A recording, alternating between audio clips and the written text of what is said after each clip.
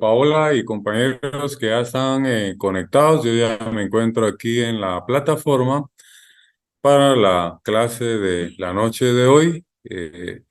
No olvidemos ahí siempre marcar en el link su asistencia de entrada, porfa, y al finalizar también la clase su asistencia de salida. Usted da el startazo, por favor, Paola, si es tan amable. Sí, licenciado, con mucho gusto. Gracias.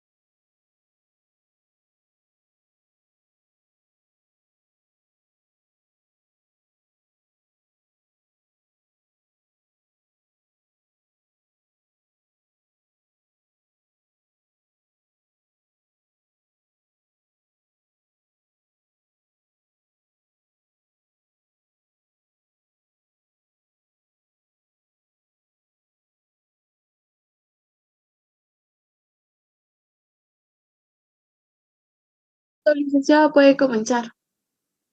Muy buenas tardes, noches, Paola. Gracias por el apoyo. Voy a trabajar el día de hoy, ya casi llegando al ocaso de nuestro curso de Procesal Civil 2, el tema de las impugnaciones en materia civil. Siempre pues marcar asistencia de entrada y asistencia de salida. No olvidemos que el viernes pues no tenemos clase, ya que en reciprocidad le hemos cedido también el espacio al licenciado Álvarez Quirós. Nosotros nos miraríamos prácticamente hasta el próximo 15, que es cuando tenemos la comprobación de lectura, y ya tenemos programado para el viernes 17 una hoja de trabajo que es sobre las ejecuciones en materia civil. Si las cosas no cambian a última hora, la programación del examen final está para el 22 de noviembre. Y así estaríamos concluyendo con nuestro curso. Entonces vamos a enfocarnos hoy en un tema sumamente importante, que son las impugnaciones en materia civil. Yo le voy a pedir favor a Paola que me proyecte unas diapositivas que he trabajado para este tema, por favor.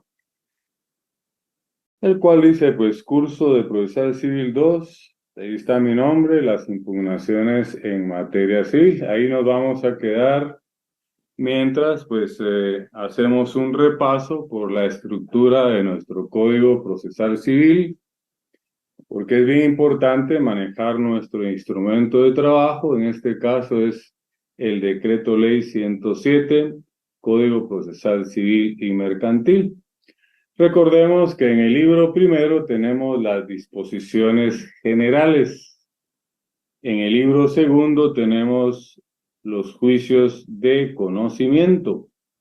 En el libro tercero tenemos las ejecuciones en materia civil. En el libro cuarto tenemos los procedimientos especiales o también la llamada jurisdicción voluntaria. En el libro quinto tenemos las alternativas comunes a todos los procesos. Y el tema que nos ocupa el día de hoy está regulado en el libro sexto de nuestro Código Procesal Civil y Mercantil, donde nos empieza a hablar de las impugnaciones en materia civil a partir del artículo 596 de nuestro Código Procesal Civil y Mercantil. Pero antes de entrar en el tema más específico, pues vamos a ir creando elementos y presupuestos importantes de estas figuras o instituciones en materia civil, ¿verdad? Les hago énfasis que no hay que confundir las impugnaciones en materia civil con los recursos administrativos. Son dos temas totalmente diferentes. Entonces, obedientes con lo que hemos visto en clase desde el primer semestre, nos encontramos, ¿verdad?, que el artículo 11 de la ley del organismo judicial nos habla del idioma de la ley y nos manda pues al diccionario de la Real Academia de la Lengua Española.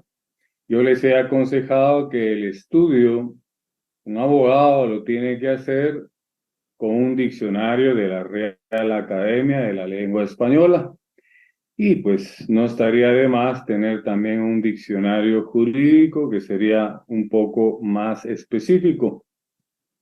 Pero el 11 de la ley del organismo judicial nos dice claramente que la ley no solamente su idioma es el español, sino que se deberá entender conforme el diccionario de la Real Academia. Si no estoy mal, en la próxima diapositiva tenemos algo en relación a esto. Sí, ahí dice las impugnaciones. El diccionario de la Real Academia de la Lengua Española dice que impugnación, ¿verdad?, quiere decir combatir, contradecir, refutar, interponer un recurso en contra de una resolución judicial. Entonces, el problema que tenemos en Guatemala, lamentablemente, es que no sabemos hablar español y pues me incluyo yo como guatemalteco, ¿verdad? Hablamos muy mal nuestro idioma. Lamentablemente, pues no hacemos ninguna diferencia entre impugnaciones y recursos. Y también el legislador ha cometido ese error de llamarle recurso. Vamos a entender más adelante en materia civil, ¿verdad? Solo a quién le podemos llamar recurso, ¿verdad? Porque no todas las impugnaciones son recursos. Pero para que entendamos que la única forma legal, ¿verdad?, que tenemos para atacar una resolución judicial que nos es desfavorable, ¿verdad? Porque lógicamente no vamos a atacar una resolución que nos ha sido favorable, salvo, ¿verdad?, que se dejó algo de resolver. Entonces ahí vamos a ver más adelante la ampliación, o si la resolución tiene alguna parte oscura, entonces le pediremos al juez que a través de una aclaración aclare esa parte oscura. Entonces lo vamos a nosotros a explicar más adelante, pero sí tener claro que la única forma de poder atacar o combatir, como dice la definición en el diccionario de la Real Academia de la Lengua Española, combatir, contradecir, refutar. Luego hay un apartado más específico que dice interponer un recurso en contra de una resolución judicial. Pero no es lo mismo impugnación que recurso. Lo vamos a ver adelante. Entonces, entendiendo esto y siendo obediente con la ley del organismo judicial, ya nos hemos apoyado en un diccionario de la Real Academia Española.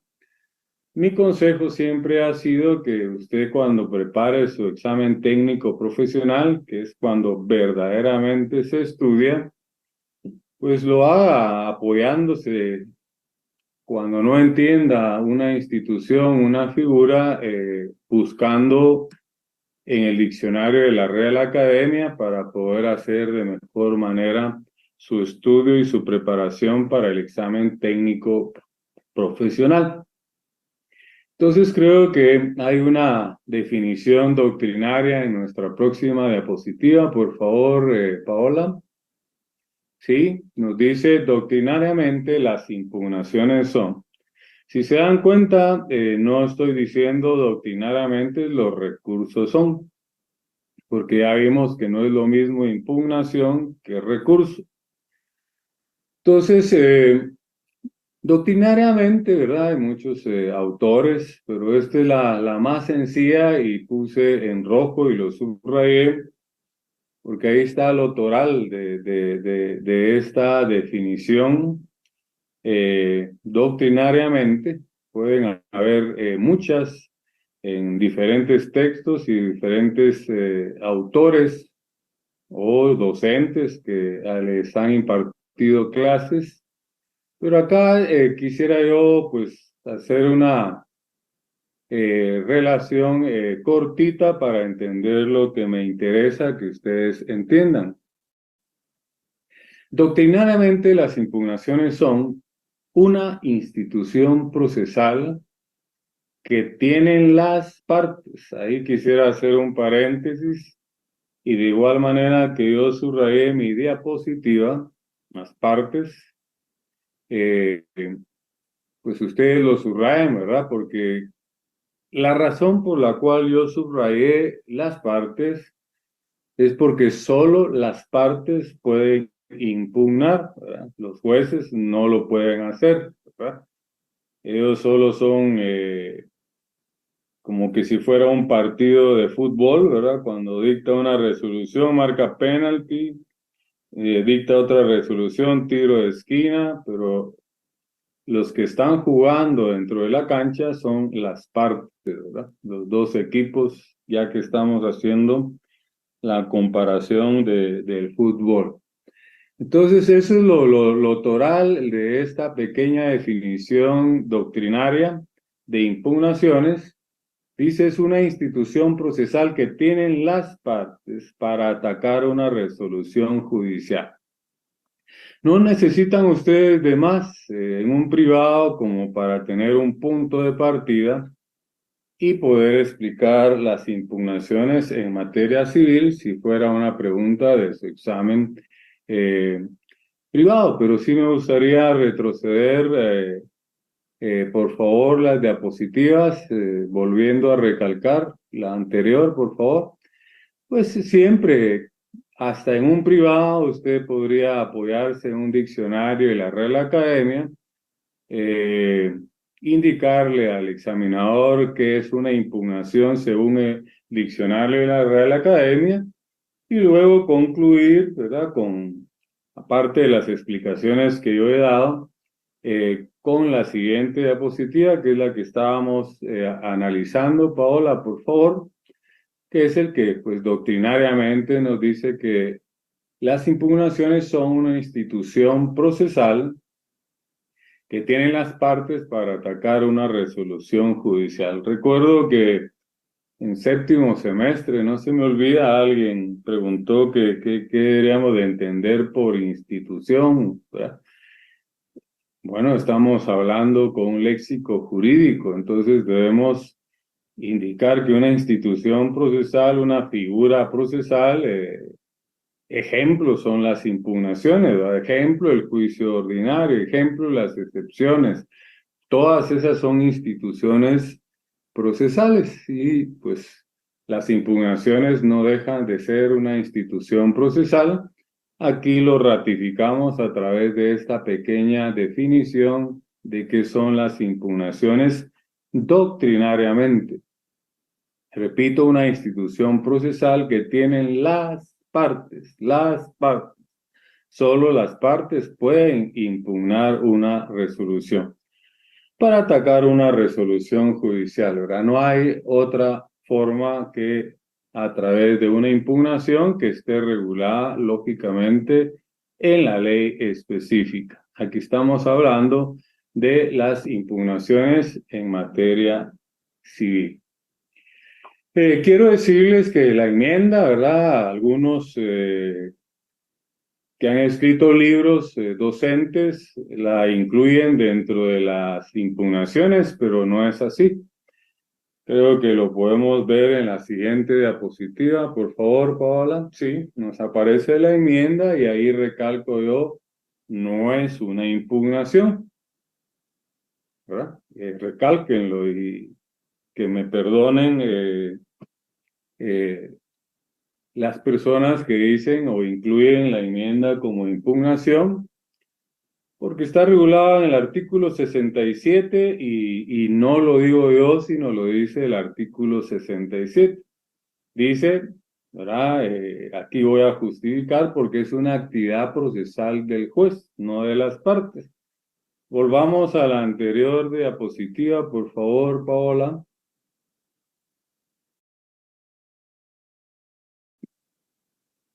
Bueno, aquí le he subrayado las partes, ¿verdad? Solo las partes pueden impugnar.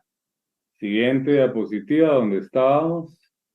Entonces, debemos de entender que la enmienda es una actividad procesal. Voy a parafrasear porque no tengo acá el artículo, pero ustedes, si tienen a la mano su ley del organismo judicial, ahí está el fundamento legal de la enmienda. Dice que el juez puede enmendar, estoy parafraseando, no estoy leyendo, el procedimiento, ¿verdad? O sea, el proceso, puede enmendar el procedimiento, el proceso, cuando incurre en error sustancial. Subraya eso porque le van a preguntar en el privado qué es un error sustancial. Pues el error sustancial, ¿verdad? La misma ley lo dice y estoy parafraseando, no estoy leyendo, es cuando se han violentado derechos, ¿verdad? Y garantías constitucionales de alguna de las partes, ¿verdad? Lógicamente, en una resolución, en una actividad del juez.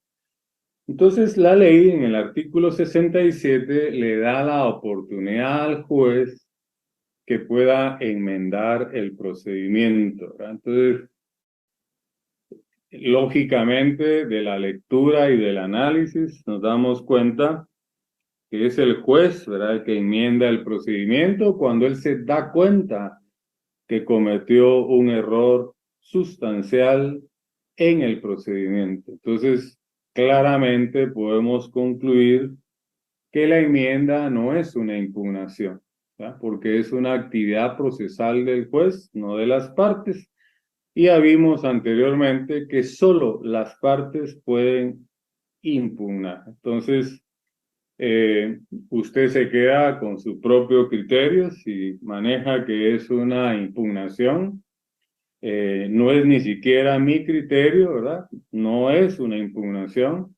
Está claramente de la lectura y la interpretación y análisis del artículo 67 de la ley del organismo judicial, que habla pues de la enmienda, ¿verdad? Y que pues tampoco es eh, de alguna manera solicitada por los abogados, aunque acostumbran los abogados, ¿verdad?, a solicitar la enmienda.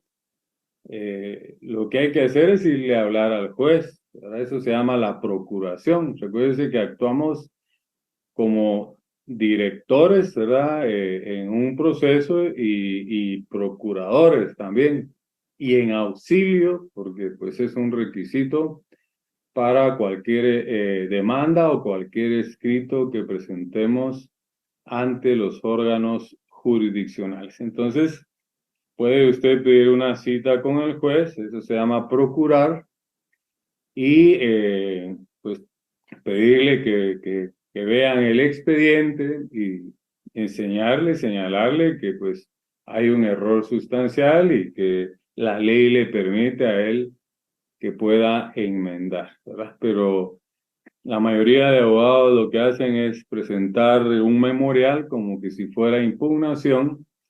Pues lógicamente eso no va a prosperar porque además es una facultad que tiene el juez, ¿verdad? Es facultativa, no es obligatoria. Será ya responsabilidad del juez si enmienda el procedimiento o no lo enmienda, ¿verdad? Entonces, es bien importante que recordemos partes anteriores, tanto de Procesal Civil 1 como 2, de lo que hemos visto. Y en su momento, cuando pues hablábamos de que en todo proceso no pueden haber más de dos instancias, ¿verdad? La primera y segunda instancia, así lo dice el artículo 211 de la Constitución Política de la República de Guatemala y el 59 de la Ley del Organismo Judicial. Tan es así que en su momento yo les pedí que hicieran la integración de esas normas, porque tanto en la Constitución como en la Ley del Organismo Judicial nos habla de la doble instancia. ¿Y por qué recordarles la doble instancia? Creo que nos lo explica la próxima diapositiva. Claro. Dice, el punto de partida siempre va a ser la doble instancia, ¿verdad? Y ahí les vuelvo a recordar los artículos de tanto de la Constitución como de la Ley del Organismo Judicial. 211, que dice que en todo proceso no puede existir más de dos instancias, ¿verdad? Y lo refrenda el artículo 59 de la Ley del Organismo Judicial. Y aquí vamos a ir entendiendo, pónganle mucha atención y si es necesario en algún momento retroceder a esta diapositiva, pues se lo vamos a pedir a Paola. Yo ya les he dicho que pues para poderme concentrar en el tema de clase que corresponde siempre y el día de hoy, Pues no me enfoco en estar manejando yo las diapositivas, la plataforma, estar viendo mensajes, etcétera, porque me quita la concentración. Entonces le he pedido yo a Paola que esté muy atenta para pues irme manejando mis diapositivas acorde a lo que vamos explicando. Entonces en su momento no me ha escuchado bien, Paola, por favor, ¿verdad? Si hay necesidad de volver a esta diapositiva, en su momento yo le voy a decir, ¿verdad? No, quizá entendió que regresáramos a la anterior. Nos vamos a continuar. Próxima diapositiva, por favor. En esta diapositiva está lo que ya les anticipé, donde dice la ley no hace distinción entre impugnación y recurso. Lamentablemente, ¿verdad? Pero doctrinariamente sí hay distinción, ¿verdad? Y va a ser nuestro punto de partida la doble instancia. Y con entender la doble instancia vamos a entender que no es lo mismo impugnación y recurso. La ley utiliza indistintamente los dos vocablos como equivalentes, pero una cosa es impugnación y otra cosa es recurso. Si me permiten, voy a ir al libro sexto, donde habla de las impugnaciones judiciales, no dice los recursos. O sea, el título está bien, ¿verdad? Está bien. Lamentablemente, ya en el desarrollo de algunos artículos se comete el error de confundir pues impugnación y ponerle recursos cuando realmente no son recursos. Lo vamos a entender más adelante. Acá en este título 1 nos habla de la aclaración y ampliación. Quiero dejar claro y lo voy a explicar profundamente más adelante que aquí hay dos impugnaciones, no recursos.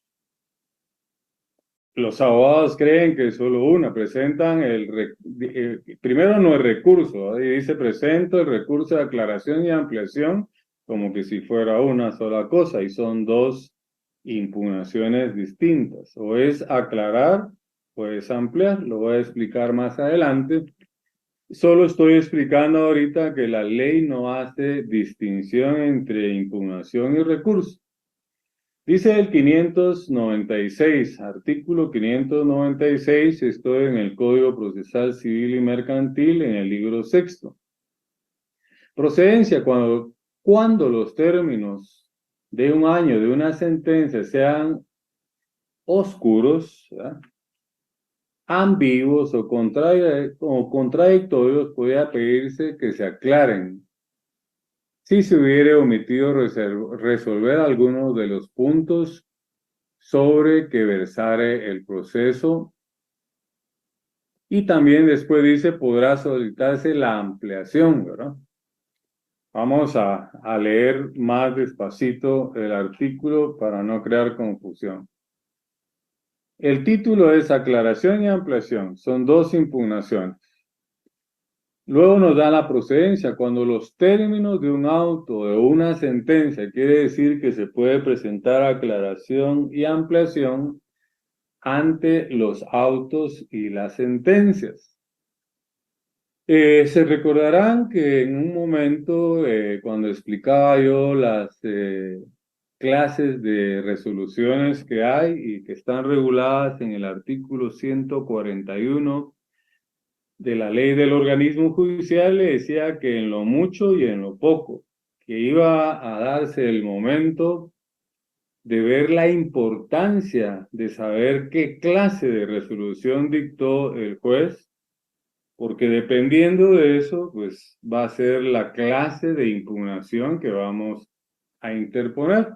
Y aquí nos da un ejemplo, ¿verdad? Cuando los términos de un auto o de una sentencia, quiere decir que los autos o sentencias pueden ser motivo de aclaración y o ampliación.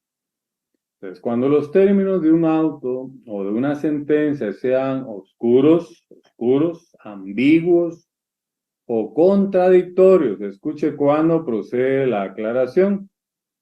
Podrá pedirse que se aclare, ¿verdad? Entonces presentamos aclaración. Si se hubiera omitido resolver, ahí está el otro supuesto. ¿Cuándo es que procede la ampliación? Si se hubiera omitido resolver alguno de los puntos sobre que versar el proceso, podrá solicitarse la ampliación. Luego dice, la aclaración y la ampliación deberán pedirse dentro de las 48 horas de notificado el auto o la sentencia. Subrayen porque ahí nos da el plazo para interponer estas dos impugnaciones. Trámite y resolución, dice el 597. Pedida en tiempo la aclaración o la ampliación, se dará audiencia a la otra parte por 2 días y con su contestación o sin ella se resolverá lo que proceda. En este caso, el término para interponer apelación o casación del auto o de la sentencia, ya no se está hablando de otras impugnaciones, corre desde la última notificación del auto que rechace de plano la aclaración o ampliación pedida o bien en lo que los resuelva. Esto lo voy a explicar más adelante, solo quiero llegar a eso, ¿verdad? Que la ley no hace distinción entre recurso e impugnación, porque se le ha llamado a la aclaración y a la ampliación recursos, ¿verdad? Y no son recursos, ¿verdad? Son impugnaciones. Y más adelante los vamos a ubicar en otra clasificación más específica para que podamos entender la diferencia entre impugnación y recurso. Yo creo que eso viene en nuestra próxima diapositiva, por favor. Hemos tenido aspectos importantes, ¿verdad? Ya tenemos, según el diccionario de la Real Academia, que debemos de entender por impugnación. Otro punto importante es que solo las partes pueden impugnar. Otro punto importante es que la única forma de atacar una resolución que nos es desfavorable, ¿verdad?, es a través de una impugnación, salvo, ¿verdad?, que aún siéndonos favorable, pues tengamos que pedirle al juez que aclare o amplíe su resolución. Aclare porque hay un término oscuro, ambiguo, contradictorio, así dice la ley, y ampliar cuando dejó de resolver un asunto. Será explicado más adelante, más profundamente. En esta diapositiva nos dice, de ahí partimos que las impugnaciones se dividen en, ¿verdad? La diapositiva no dice los recursos se dividen en, dice las impugnaciones se dividen en, ¿verdad? 1. Remedios procesales. Luego sí nos aparece recursos, ¿verdad? Aunque parezca contradictorio a lo que yo voy diciendo hasta el momento, pero lo vamos a entender claramente y se van a dar cuenta que no estoy en una contradicción. Luego nos habla del amparo, ¿verdad? Tampoco ni es impugnación ni es recurso, ¿verdad?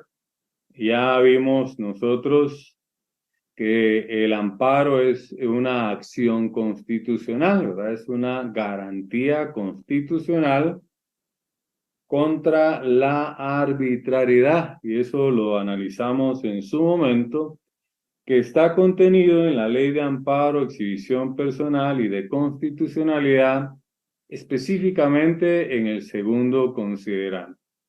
Y luego la casación, que también, pues, equivocadamente le llaman recurso de casación, no es un recurso, no es una impugnación, ¿verdad? Voy a explicar en su momento qué es, ¿verdad? El amparo, pues ya ya hemos hablado de él en varias ocasiones. Entonces, siguiente diapositiva, a ver qué nos dice para llevar un orden. Bueno, vamos a ir por partes, ¿verdad? Vamos a explicar qué son los remedios procesales, que es la primera clasificación de las impugnaciones en materia civil. Miremos la próxima diapositiva, por favor. Dice, en los remedios procesales no hay doble instancia, ¿verdad? Aquí sí creo que pues es oportuno lo que dije en su momento. Que retrocedamos, por favor, Paola, a la diapositiva donde dice el punto de partida. Ahí. ¿Verdad? El punto de partida siempre va a ser la doble instancia, ¿verdad? Volvamos a la diapositiva que estábamos oportunamente explicando. ¿Va?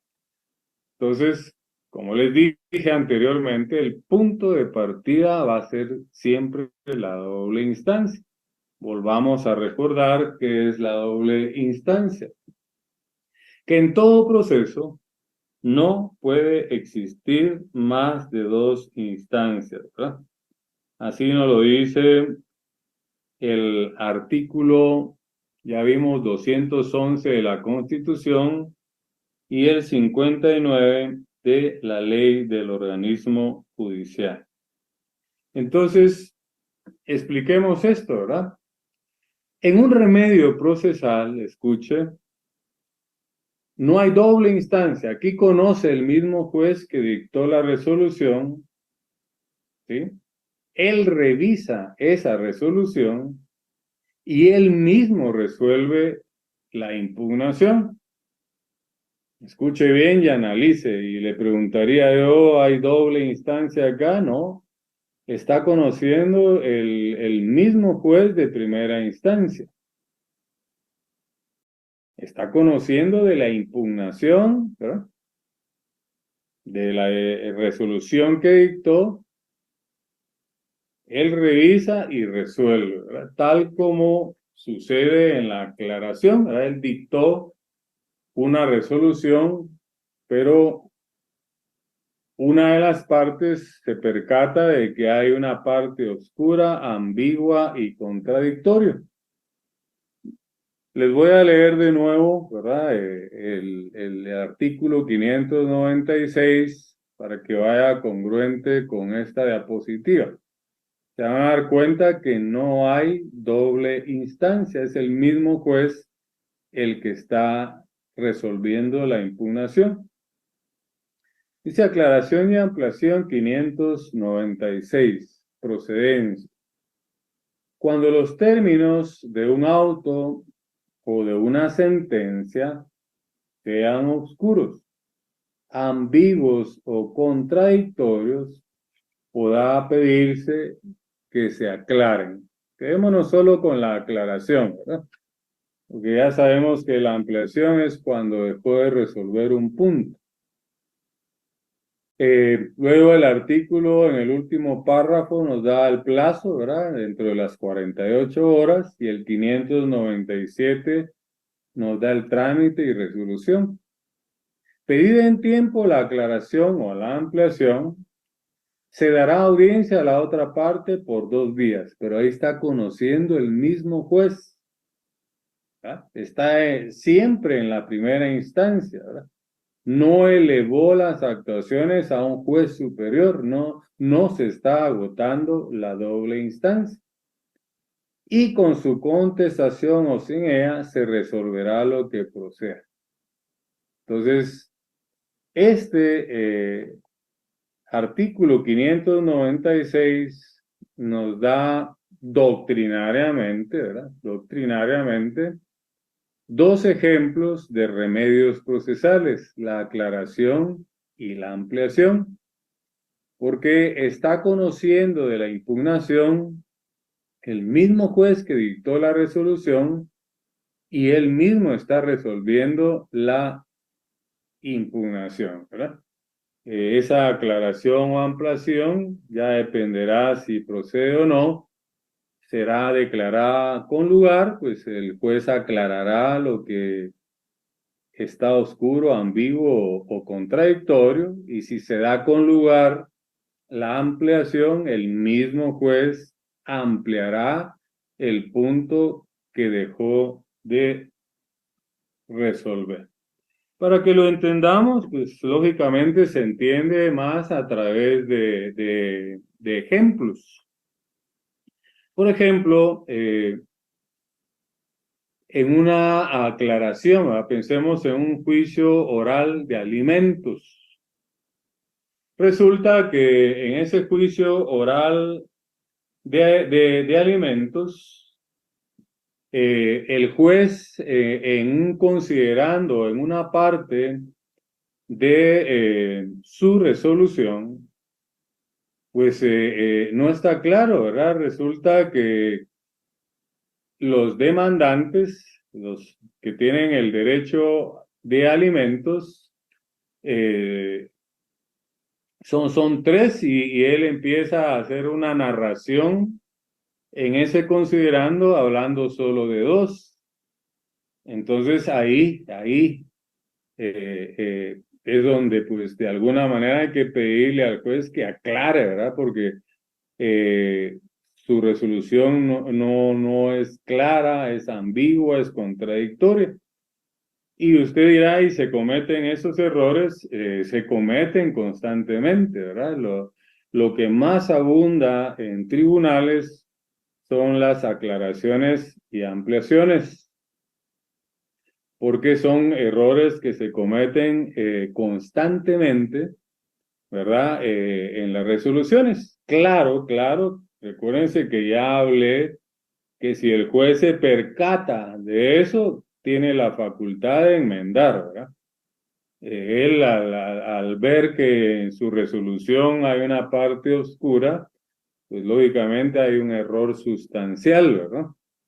Entonces la ley le permite que sin necesidad que le presenten la aclaración, él inmediatamente puede llamar a su oficial y decirle, mire, aquí cometí un error, vamos a enmendar el procedimiento, ¿verdad? Se lo faculta el artículo 67. Entonces, no es la enmienda una impugnación, ¿verdad? Es una facultad del juez. Insisto, solo pueden impugnar las partes. Pero aquí ya la resolución notificada tiene que ser dentro del plazo que dice la ley, ¿verdad? Donde dice trámite y resolución, ¿verdad? Y donde está al final el 596 nos da el plazo que es de 48 horas. O sea que dentro de 48 horas tiene que presentársele al juez la aclaración o la ampliación, ¿verdad? Si no, esa resolución, aún con errores, ambigua, contradictoria, oscura, se quedará así firme. Porque anote, haciendo un paréntesis, vimos tantos principios, les dije en su oportunidad cuando vimos el juicio oral, que los principios procesales son genéricos y son infinitos, ¿verdad? Hay una gran cantidad de principios. Pero al no impugnar, anote, al no impugnar una resolución, ¿verdad? Pues se da el principio de convalidación procesal. Anote, principio de convalidación procesal, ¿verdad? Quiere decir que se convalida la resolución por la inacción de una de las partes de no haber presentado la impugnación en el momento oportuno, ¿verdad? Ya sea por desconocimiento o porque se le venció el plazo. Entonces, y va a ser pregunta de examen privado, ¿verdad? ¿Qué es el principio de convalidación procesal? Entonces, usted ya sabe que convalidación procesal es el no haber interpuesto la impugnación idónea, ya sea porque el abogado desconoce qué clase de impugnación interpuso o venció el plazo, o puede ser que no haya presentado el recurso, valga la redundancia, la impugnación, ¿verdad? Porque como ya dije, la ley no hace distinción entre impugnación y recurso. Aquí lo estamos tocando de un punto de vista doctrinario, ¿verdad?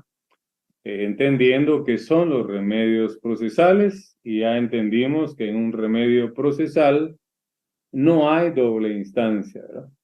Entonces, puede ser que el abogado desconozca cuál es el recurso e interpone el recurso o la impugnación, ¿verdad? Indistintamente como pues usted le quiera llamar según su criterio, eh, y sea rechazado porque no es la impugnación idónea. Por ejemplo, yo cuando interpongo o litigaba, ¿verdad? Porque ahora no litigo, tengo incompatibilidad con el ejercicio de la profesión por ser juzgador. Yo en mis memoriales le ponía, ¿verdad? Interpongo el recurso de aclaración, ¿verdad? Mal llamado recurso. Y entre paréntesis le ponía remedio procesal, ¿verdad? Y hasta le hacía una narración, ¿verdad? La ley no hace distinción entre recurso e impugnación, pero aquí estamos ante un típico remedio procesal, ¿verdad? Casi un memorial debe ser una cátedra, ¿verdad? Debe ser una cátedra.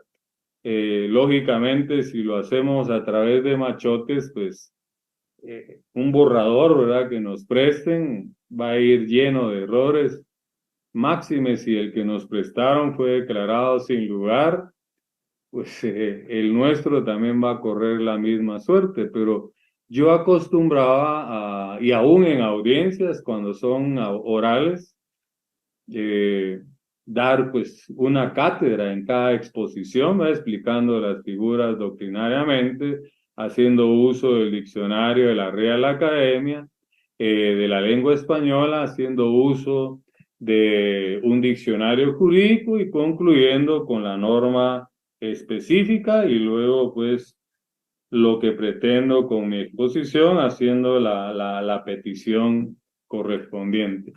Entonces yo siempre decía, ¿verdad? Presento la aclaración o presento la ampliación y le ponía entre paréntesis remedio procesal y le daba la explicación de la diferencia entre impugnación para decirle, ¿verdad? Que ahí no hay doble instancia y que quien tenía que resolver la aclaración o la ampliación era el mismo juez, él, ¿verdad? El que estaba dictando la resolución. Entonces, ya que estamos hablando pues de ejemplos de remedios procesales, ahí ya entramos a poner dos ejemplos típicos. La aclaración y ampliación no son recursos, sí son impugnaciones, pero doctrinariamente se le conoce como un remedio procesal. Y anoten, ¿verdad? Porque en el privado le van a preguntar qué es un remedio procesal y explíquelo y ponga ejemplos, ¿verdad? Aquí tiene usted ya dos que yo les he explicado. Ahora miremos un ejemplo de ampliación. Ya le puse de aclaración, ¿verdad? Hay una parte oscura, ambigua. Cuando el juez en su sentencia del juicio oral de alimentos, por ejemplo, se está pidiendo 6,000 quetzales de pensión porque ya dije son 3 hijos y tiene que ser a razón de 2,000 quetzales para cada uno. Así tiene que decir ya el por tanto de esa resolución. Y viene el juez y en el por tanto dice por tanto, ¿verdad? Se condena al alimentista al pago de 6,000 quetzales a raíz de 2,000 quetzales por cada uno de sus 2 hijos. ¿Escuchó? La demanda era 3 hijos a raíz de 2,000 quetzales cada uno. Y el juez se equivocó, ¿verdad? En la narrativa y omitió a uno de los hijos, porque tiene que ser clara la sentencia para que después la podamos nosotros, si no cumple el alimentista, acabamos de ver las ejecuciones, vemos que ese es un tipo de sentencia que sí se puede ejecutar porque consta una obligación. Entonces ahí se le presenta al juez la impugnación, el remedio procesal de ampliación, y se le explica, aparte de toda la cátedra, decirle en qué consiste la ampliación. Y se le dice que en el por tanto omitió a uno de los tres que están demandando pensión alimenticia, los tres menores. Solo mencionó a dos porque en el por tanto tiene que poner los nombres de los hijos. Y como solo está poniendo a dos, hizo falta uno. Entonces, esa resolución hay que ampliarla, ¿verdad? Hay que presentar la impugnación, el remedio procesal de ampliación. Bueno, ¿qué sucede? Ponga atención. ¿Qué sucede si el abogado cree que se trata de un solo recurso y dice, o de una sola impugnación, ¿verdad? Lo estoy llamando indistintamente porque ya hice la aclaración. Me gustaría, para que vean que no estoy cayendo en contradicción, volvamos, Paola, donde dice que la ley no hace distinción entre recurso e impugnación. Ahí ya se nos pasó. La ley no hace distinción entre impugnación y recurso. Quiero hacer la aclaración, valga la redundancia, que yo estoy explicando estas figuras doctrinariamente. Recuerde que el legalista es aquel que si el artículo no dice que se le eche sal, que se le eche pimienta, come desabrido, ¿verdad? Sin sabor. El doctrinario es el estudioso del derecho. Entonces yo estoy explicando las impugnaciones no solo del punto de vista legal, sino que también del punto de vista doctrinario.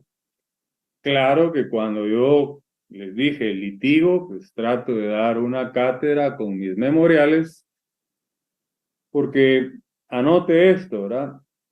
Una buena demanda, anote, una buena demanda que se le grabe para toda la vida, es un buen proyecto de sentencia. Entre mejor vaya a explicar, mejor vaya a narrar, mejor vaya a fundamentar, vayan aspectos doctrinarios, vayan definiciones conforme el diccionario de la Real Academia de la Lengua Española. Lleve también jurisprudencia, ¿verdad? Recuérdese que el artículo 2 de la ley del organismo judicial nos habla de las fuentes del derecho y que la principal fuente es la ley. La jurisprudencia, la costumbre y los principios generales del derecho, la doctrina, ¿verdad?, la complementarán. Entonces también son fuentes del derecho, solo que la ley es la principal y las otras son accesorias o complementarias. Pero repito, una buena demanda, ¿verdad?, es un buen proyecto de sentencia. Le va a ser más fácil al juez dictar su sentencia congruente con la pretensión y con la petición si su demanda va nítida. Volvamos entonces a donde estábamos, por favor, explicando los remedios procesales ahí.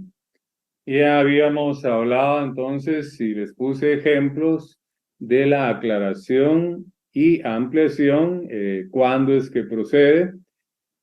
El error es que si yo le digo al juez que presento el recurso, ¿verdad? Porque estamos hablando de un mal abogado, ¿verdad?, que no maneja las instituciones y cree que la ampliación y aclaración es un solo recurso, son dos.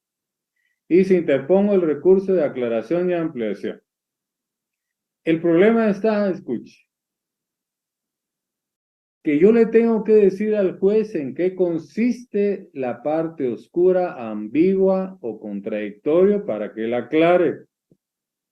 En otro apartado le tengo que decir al juez, ¿verdad?, en qué consiste lo que omitió, lo que dejó de resolver, para que amplíe.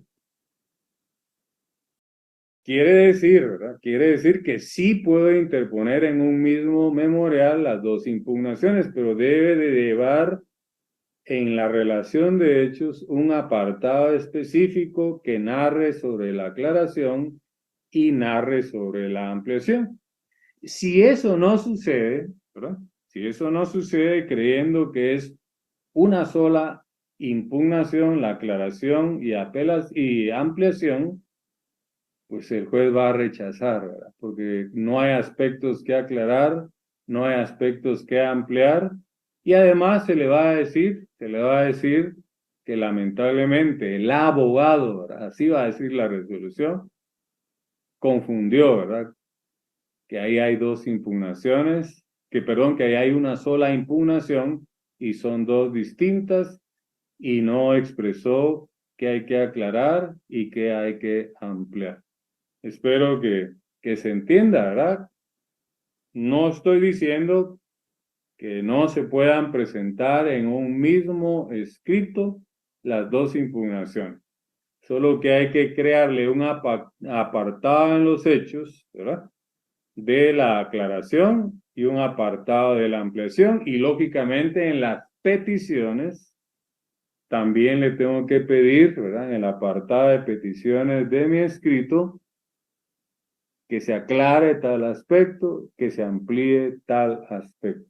De no ir así, pues el juez va a rechazar esa impugnación y aunque hayan partes oscuras, ambiguas, contradictorias y la necesidad de ampliar algo, pues no lo va a dar con lugar porque está mal planteada la solicitud.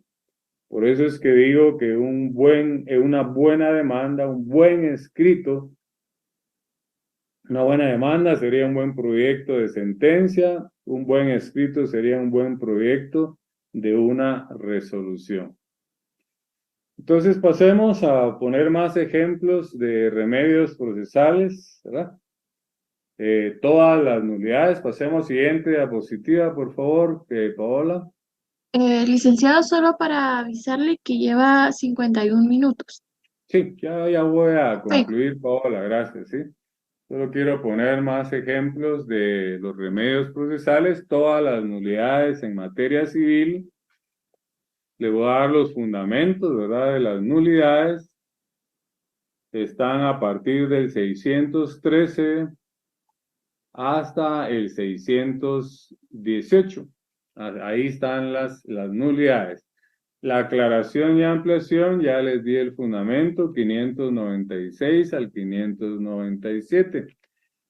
Aproveché para ponerle también, porque se aplica supletoriamente el Código Procesal Civil en otras materias, ¿verdad? Ahí puse la nulidad en laboral en el segundo párrafo, 365 Código de Trabajo y en lo penal la reposición, 402 también son remedios procesales. Pasemos rápidamente a la siguiente diapositiva para que podamos ya concluir con este tema por el tiempo que se nos agota. Ya sabiendo qué es la doble instancia, es acudir a un juez superior. Entonces pasemos, ahora sí hablemos de qué pasemos siguiente diapositiva. Ahora sí tenemos que saber cuál es el único que sí le podemos llamar recurso. Pasemos a la siguiente diapositiva. Es la apelación, ¿verdad? Entonces el único recurso que se le puede llamar recurso, lo digo hasta en broma, pero para que entienda, es la apelación, que está regulada en el artículo a partir del 602 de nuestro Código Procesal Civil y Mercantil, ya que aquí sí se eleva al juez superior para que revise lo que dictó el juez inferior en primera instancia. Quiere decir que le podemos llamar recurso cuando se agota la doble instancia, cuando lo elevamos a un juez superior para que conozca la resolución que dictó un juez inferior, ¿verdad? Entonces aquí sí es doble instancia, por eso nuestro punto de partida para entender la diferencia entre remedios procesales y recursos, el punto de partida es la doble instancia, que en todo proceso no puede existir más de dos instancias. Entonces, con el recurso, que sí es el recurso de apelación, porque el juez lo eleva el juez lo eleva al juez superior para que revise la resolución que dictó el juez inferior. Ahí sí estamos agotando la doble instancia. Entonces, pasemos a la siguiente. En materia civil, la apelación se encuentra regulada en el artículo 602, ya se lo indiqué, ¿verdad?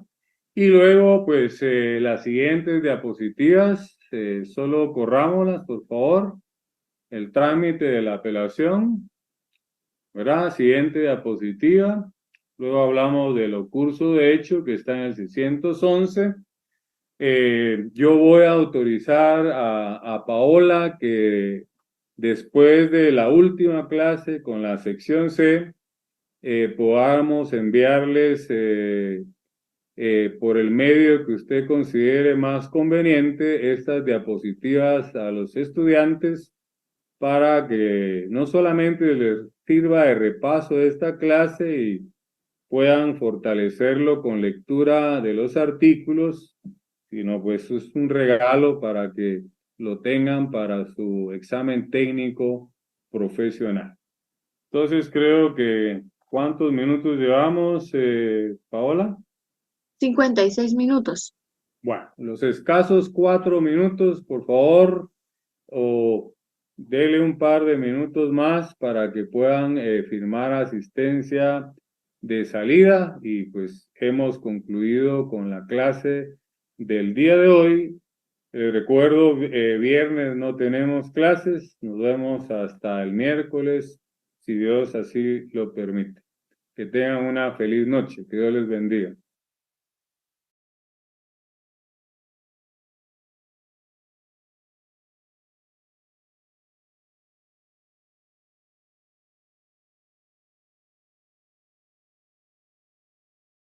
Gracias, Lick. Feliz noche.